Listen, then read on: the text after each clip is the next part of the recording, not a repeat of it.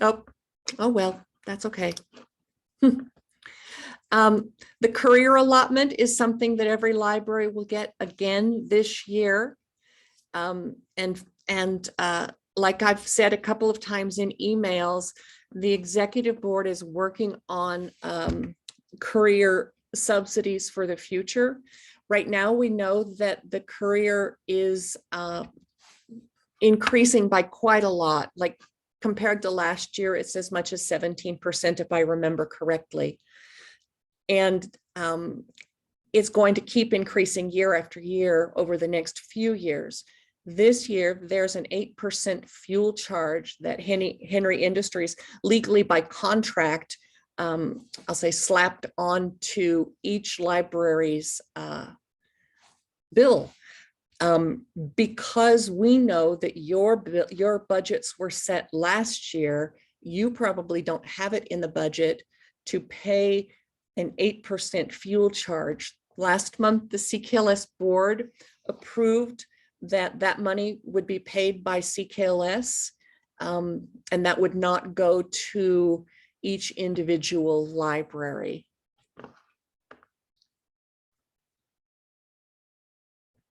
You should have at this point received your courier bill. If you're a new librarian and you have any questions about how that works, you can contact us. We'll be glad to let you know. You should, if you have not yet, you will be receiving your courier subsidy in your bank direct deposit. CKLS sends those out. Sometimes your local bank might hold things up for a day or two or even a little bit longer, but CKLS has sent those out and they are in your bank now. We have other allotments. The public library service allotment is our newest allotment. Libraries receive this public library service allotment based on community population. The eligible libraries receive this allotment because they offer library service to patrons outside their local community and tax base equitable to that offered to local patrons. This is pulled from that Kansas Administrative Regulation 54-1-8. That's off the top of my head. It's up in the document. We've already discussed that. The formula that we use to determine the per capita allotment is the same formula that's used for the public library service allotment. It is restricted in use. The annual competitive conference grant is something that public, school, and affiliate libraries are eligible to apply for. We have had public, school, and academic libraries all apply for and receive the annual competitive conference grant. That is up to $1,000 for an in-state conference, like the Kansas Library Association conference each fall, and up to $2,000 for an out-of-state conference for 4 librarians. These are the listed conferences that are eligible. It is the American Library Association Conference, Public Library Association, Mountain Plains Library Association, Association for Rural and Small Libraries, Kansas Library Association, College University Libraries, and ACRL, which is the research libraries. The last 2 are for academic libraries specifically. If you are awarded one of the grants, you must submit your receipts, copies of your receipts, and submit a grant report, which is it's a real short form. Okay, the base public library allotment standards are where CKLS says that these are the things that a modern library is able to do, and they're usually not difficult at all. The only change here is that we encourage librarians and trustees are highly encouraged to be familiar with the system plan for the previous and upcoming year so they can take full advantage to meet the allotment standards to maximize monies from CKLS. The allotment standards are not things that we just sit around and think about and say, oh yeah, that sounds like a good idea. They might change from year to year. I think this is the 3rd year that they haven't changed, though. They are pulled in part from industry best practices. the 2020 Kansas Public Library Standards, which you can see here through this link. This is probably one of the most important sentences right here in the system plan. For each standard that is omitted, the entire base public library allotment for that library will be diminished by 10%. The other thing that we've added here is what libraries must do, public libraries must do to qualify for any CKLS funding. If you've ever attended a trustee training, you've heard us say this many times. To be eligible for CKLS funding, the library first must qualify for state aid. The library needs to submit the Kansas Public Library Survey and Report. You need to submit the system grant questionnaire before the deadline and submit the system grant expenditure report before the deadline. We had a library this year who submitted things, but it was after the deadline. And so we really needed to clarify that things need to be submitted before the deadline. That was never codified in the system plan before, and that's why that's here. As I said, the standards have not changed. Did a voting representative from the library attend one, this is the new thing right here, one of the full system board meetings in May or September and vote the interest of the library. The May meeting is face-to-face only. That is when the full system board approves the 2023 system plan and elects officers to the executive board. Traditionally, the executive board held one of their monthly meetings after lunch, and the executive board then missed out on the CE opportunities. Starting this year, the executive board is meeting as they usually do, the first Wednesday after the second Monday of each month, and not during the May full system board meeting. We ask that you submit your voting representative early this year. That's so that we can send out the full packets earlier to that individual. The September meeting is when we have the RNR hearing and the full system, we have the budget hearing, and the full system board then approves the budget. That meeting will be only online. We do encourage your voting representatives to attend both meetings and vote the interest of your library. Standard 2, did library staff attend a minimum of 6 library continuing education events? And these, as usual, can be face-to-face, online, or archived webinars. And you do need to report those events using this online CE training verification form. Standard 3, did a quorum of the library board participate in a continuing education event? And the trustees don't all need to attend the same event, just 5 out of 7 public city libraries need to attend, and then 3 out of 5 township, I think, is the quorum, and then the district libraries as well. And that can be local training, it can be online, it can be live, it can be archived. You can also request that CKLS come to your library and do trustee training. I was teasing earlier that Palco has already met this standard. They met it last month. Mary Beth and I were invited to the library board to do some meeting, to do some trustee training, and they've already qualified for this standard for the year. Let your trustees know, let every single trustee know in their meetings that if one of them or 2 of them do not attend this, you're jeopardizing money for your library. And depending on the size of your library, it can run anywhere from about $500 to $1,000. I think that trustees might not understand this. It's also important that they understand how easy it is for them to do their CE. We have 20 and 15-minute archived webinars. We have half an hour, hour long. It can be face-to-face as well. And it can be something that the librarian does with the, sorry, I'm trigger happy, does with the library board. If the librarian is doing the training, we would like to know what you did train on. Standard number 4 is unchanged. Does the library actively lend and borrow on Share It, statewide interlibrary loan? And what active borrowing and lending means that generally every day the library is open, you're going to check and respond to any requests. What we look at the end of the year is the no response rate to see if you were checking your ILL on the days that you were open. You can check it, and if you can't find the book, you can click will not supply. That's still a response.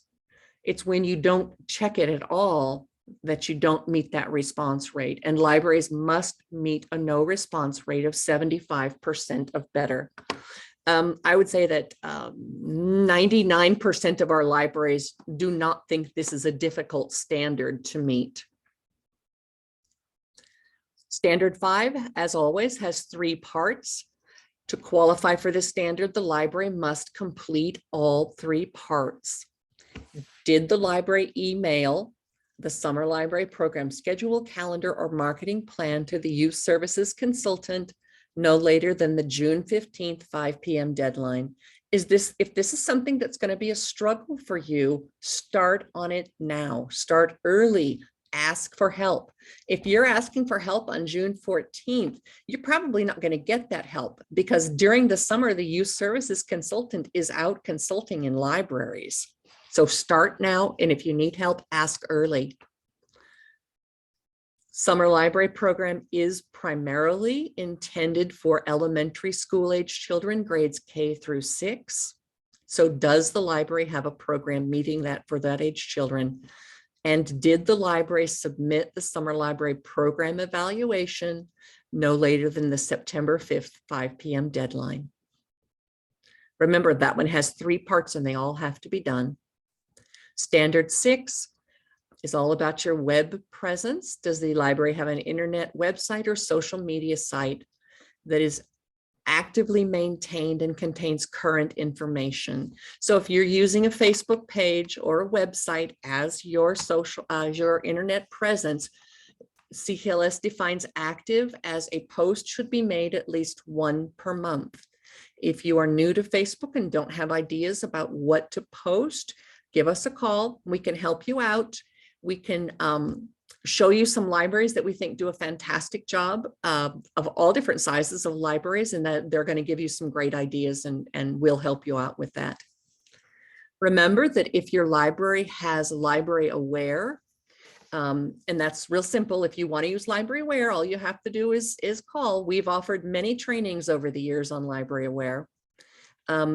Library Aware is an amazing graphic design software available through EBSCO. CKLS has a master account and every library is eligible to use it.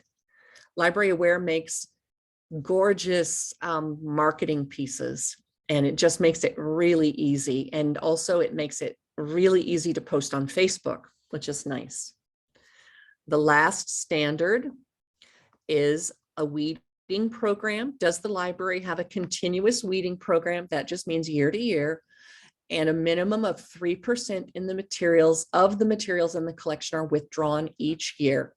Right now, the weeding tracker is not live, but usually starting in April, you can click on this link here, or you can key in the link and you can see how many books your library has weeded and what percentage you are and how many books you have left to weed. I think that that's a great tool that Mary Beth started. And it's easy. Don't wait until the end of the year to weed. 3% is the public library standard, the Kansas Public Library Standard for weeding. What I've observed over the years is that 3%, any healthy collection will weed itself automatically by 3%. These are things that are not going to come back, things that are damaged, lost. A healthy collection will weed more than 3% a year. Don't start in November weeding your collection. Go ahead and start right now. If you have questions about what to weed, and call us, call Mary Beth. We will help you with that. Often you have items that haven't been seen since you went on Pathfinder Central, and that's a real easy list to delete out. Right now, we have a couple of libraries who are without a librarian, and so board members are going to be the ones that are going to need to do this. So give us a call and we'll help push that easy button for you. And that is pretty much it. I'm going to stop sharing my screen. There we go. There. Do we have any questions about this proposed system plan?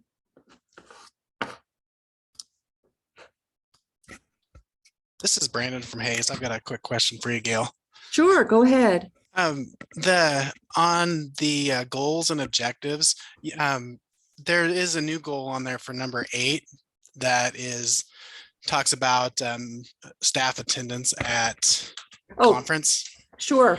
When I was looking over that, my thought with that I'm not questioning whether it's appropriate or not, because I think it absolutely is, but it doesn't seem like a goal to me. It seems like that's more of an action to achieve a goal. Yeah, that's actually not new. It might be, I'm not sure. I can't remember right now.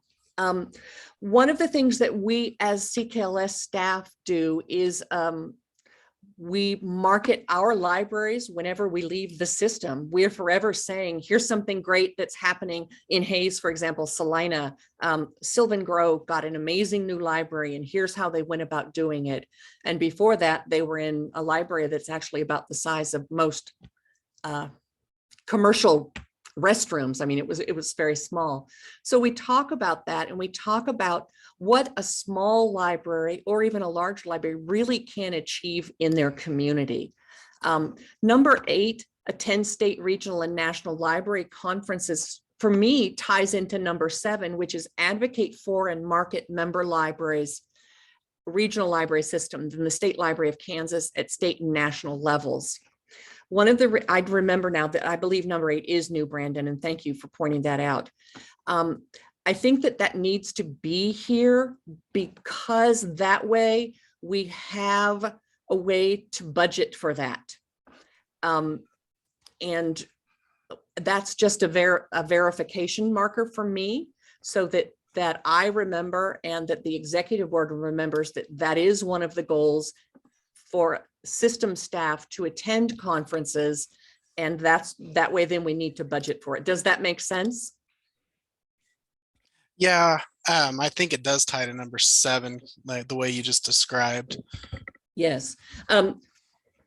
Our board is well-trained and they understand well why we do things. Like last month, a number of the consultants went off to Topeka and stayed the night and visited with all of our legislators. When we're there in the spring, we talk about our libraries and the amazing things that all of you are doing. Issues that all of you may be facing, especially at the school libraries, was a hot topic this year with the parental rights bills being proposed through the Senate and the House. So we've got that as a goal, and then that allows us to tie budget items to that for CE for staff members. In May, June, July, August, sometimes all the way through October, November, depending on how harvest is going, we meet with our legislators. Ideally, somewhere in town, we have gone out to their homes before, met them in the fields, whatever we need to do. And that's when we talk about what CKLS is doing. But we do meet with our legislators twice a year, and we advocate for our libraries and then for the system as well. Let them know what we're doing as a system, what our big plans are, things like that. Gail, when is the line item budget presented? I know it's approved by by the executive, the line item budget specific, but when is, I know I saw that last year, but I can't remember when you present that. The CKLS budget, I'm working on preparing it now. I actually have more time now, which is nice, because after the system plan is approved, then I can work it all the way. But I do work it now, and I'll probably have a tentative budget before the spring business meeting in May. That's my timeline. The budget is actually approved in September. It will be September 7th this year. That is the online CKLS fall business meeting. We'll start with the revenue neutral rate hearing, then the budget hearing, and then the approval of the budget. So that will be September 7th. And that's on our annual calendar of events on the CKLS website.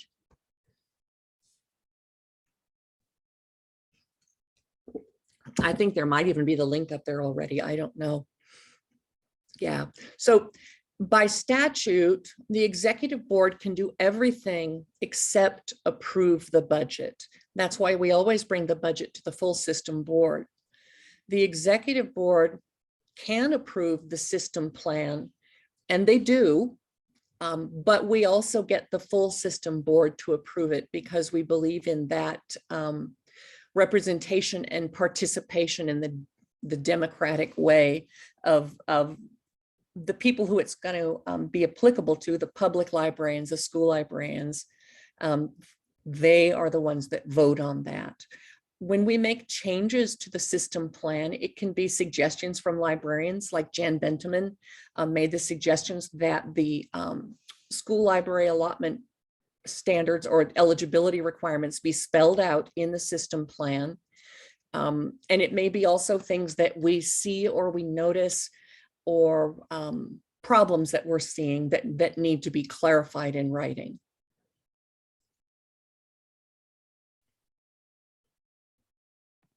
Gail, it's Angel. Hi. Will the hearing or the meeting in May be recorded? No, that meeting is only face-to-face. What we've really observed over the last couple of years is that it's nearly impossible to have a quality meeting if we're doing a hybrid of online and in person. It's just because we don't have the right equipment for it. And I just don't feel right spending thousands and thousands of dollars for one day a year. I don't think that's a good use of our budget, our taxpayer dollars. So because in the standards, it's a requirement for the voting rep to attend and vote the interest of the library at one of the meetings, we offer a face-to-face and also an online meeting in the fall, in September. I'm going to be on vacation, for shame, at the May meeting. Is there any way I could do a Zoom with it? Because none of my board members are available. No, you can't. And your voting representative actually doesn't have to be one of your board members. Your voting representative can be a good patron and have them come to a meeting ahead of time and go over the packet and look and see what, how the library wants to vote, and, you know, let the voting rep know that. I always say you need to give that voting rep a little bit of leeway, because sometimes things can happen on the floor that may offer more clarification, and the voting rep might think it would be better to vote a different way. But it doesn't have to be the librarian or any library staff or even one of the trustees. It can be anybody who can go. Well, I'll see who I can round up. Otherwise, I'll see you in September. Okay. Thank you. Mm-hmm.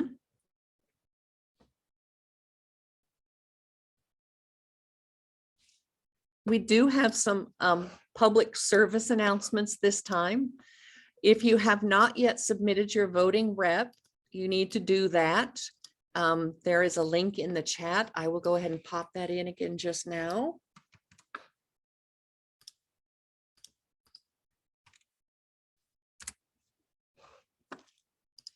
And again, the reason we want these early is so that we can get those packets out early.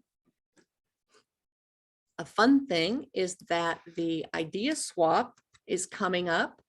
That will be in Lucas at their new community room. That is really centrally located, and it's a lovely facility.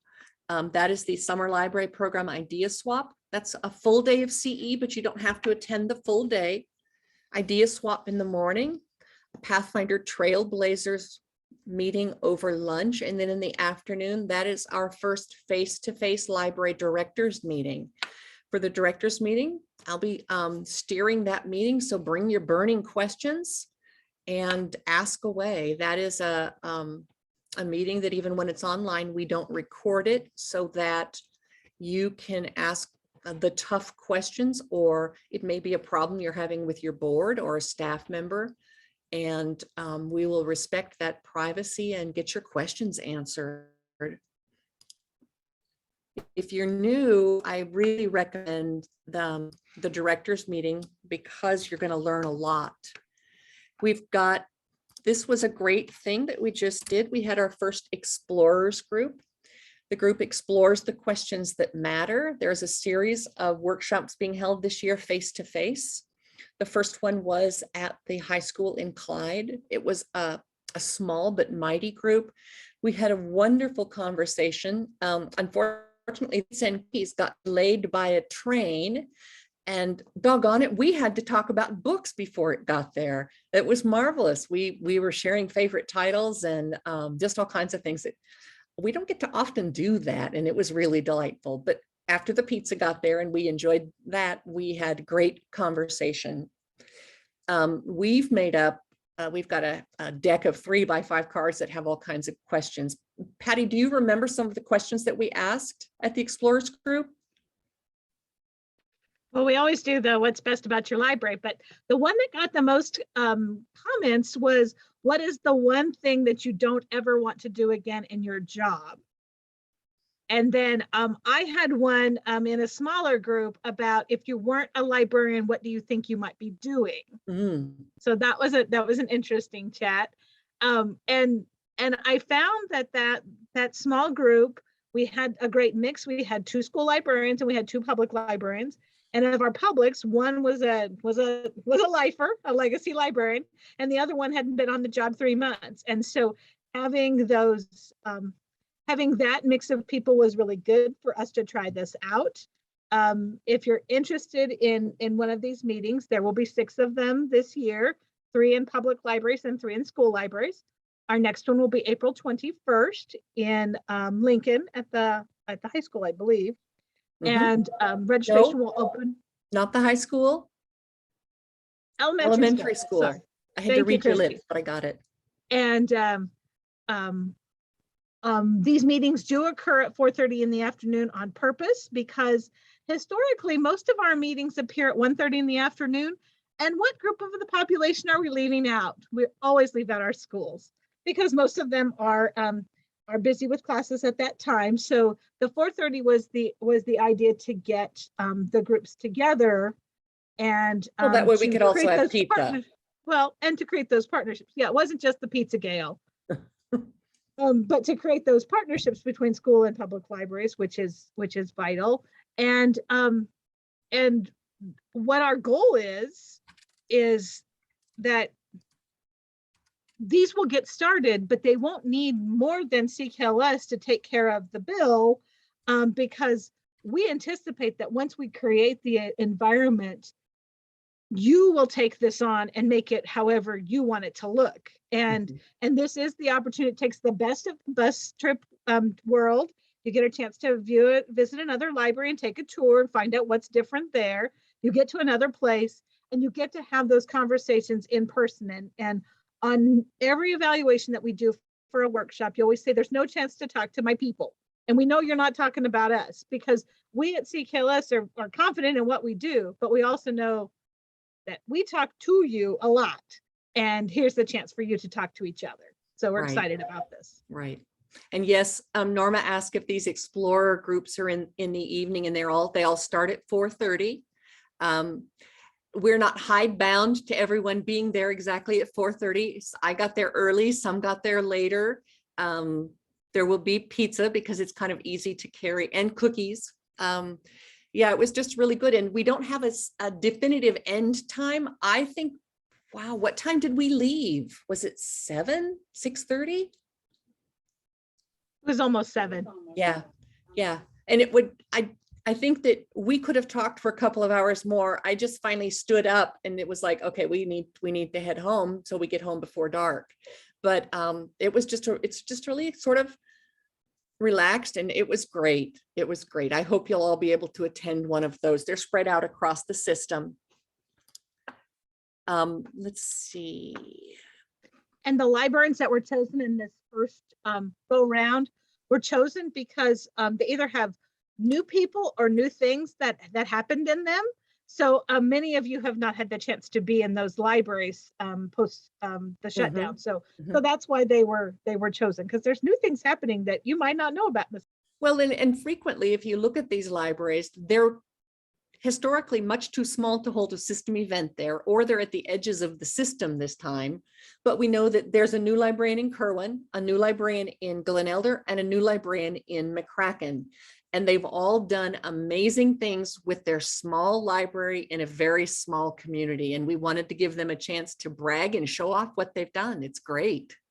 And the Glen Elder Library is actually new Mm-hmm.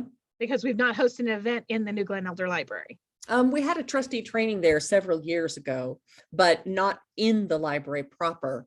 So we hope that you'll join us for these. It's going to be different CKLS staff each time. There's no telling who you're going to get. It'll kind of be the luck of the draw. I've also put in that our full system board meeting in May on the 25th will be at Camp Webster in Salina. Again, we'll be in that gymnasium again. That's a nice space. At this time, there are no mask requirements or restrictions. We'll comply with whatever is going on in that county when that time comes. But right now, there are no restrictions. And then our budget hearing in R&R goes first, then budget, is Wednesday, September 7th, and that is online.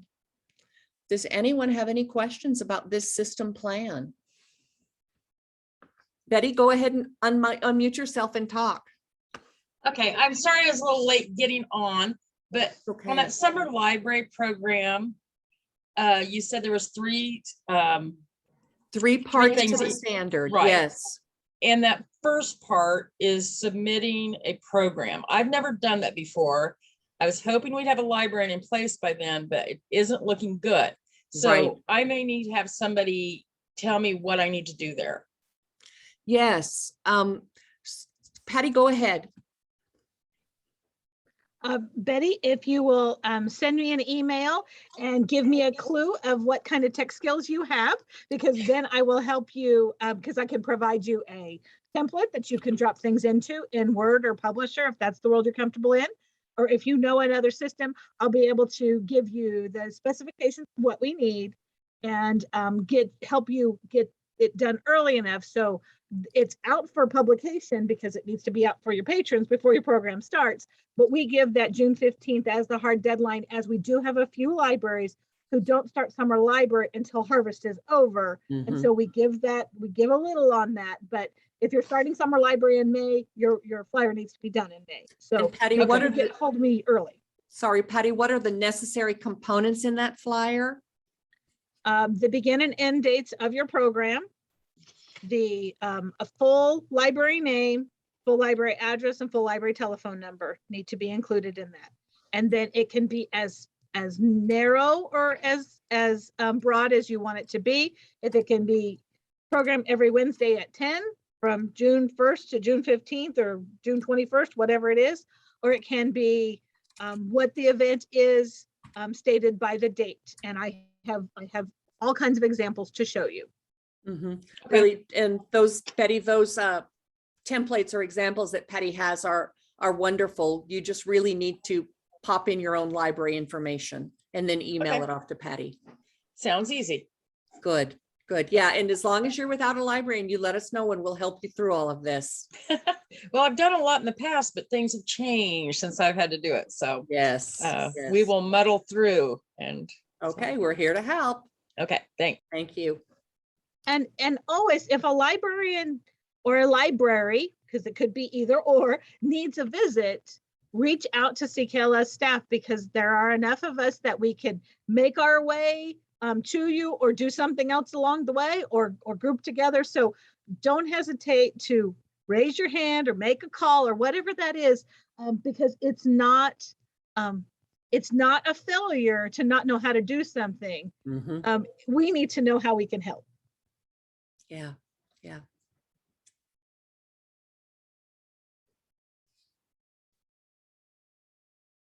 Any other questions about the system plan?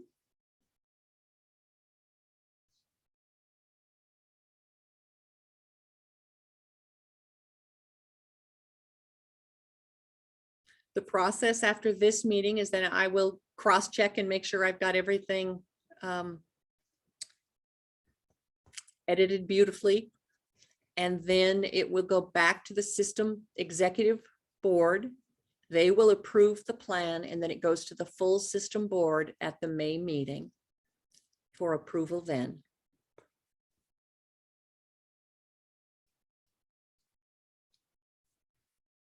Thanks, Becky. Well, if there's nothing else, I guess that concludes it. It's next year will be much, much different. Because by then I hope that we'll have in place a new funding mechanism, which we'll explain through the plan. We'll also have Zoom meetings to help explain that as well. I'm not really able to talk about that right now because I don't know what it's going to be, but I think it is going to benefit our libraries, and it'll be exciting to see what that's going to look like.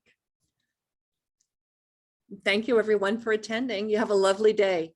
Hopefully no snow tonight or tomorrow morning again. I'm done with it. I'm done. Bye. Andy, you may stop